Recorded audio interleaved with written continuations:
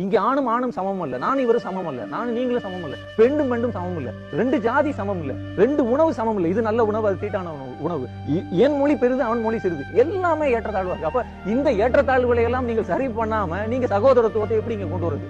அப்ப அம்பேத்கர் தொடர்ச்சியாக ஒண்ணு வலியுறுத்துறாரு. என்ன சொல்றாருன்னா, பொலிட்டிக்கல் ஃப்ரீடம் என்பது வேற, சோசியல் ஃப்ரீடம். அப்ப இங்க சோசியல் டெமோக்ரஸின்னு ஒண்ணு வேணும்னு சொல்றாரு. அவர் என்ன சொல்றாரு? சோசியல் டெமோக்ரஸி கிடைச்சாதான் அதுக்கப்புறம் தான் பொலிட்டிக்கல் டெமோக்ரஸியை நம்மளால அமல்படுத்த முடியும்.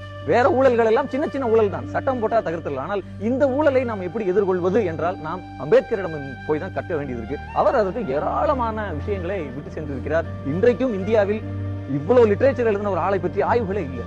இத்தனை ஆண்டுகள் கழித்தும் அவரை ஒரு புறக்கணித்த ஊர் சேரியை போல அவருடைய புத்தக அலமாரி ஒரு சேரியாகத்தான் இன்னும் நூலகங்களில் ஆட்கள் போய் தொடாமல் காட்சியளித்துக் கொண்டிருக்கக்கூடிய உண்மையை பார்க்கிறேன். நாம் அவரிடம் செல்லாமல், அவரை கற்காமல், அவரிடமிருந்து தீர்வுகளை எடுக்காமல் நமக்கு இங்கே ஒரு சமூக விடுதலை இந்திய சமூகத்துக்கு சாத்தியம் இல்லை என்று எனக்கு அழுத்தமாக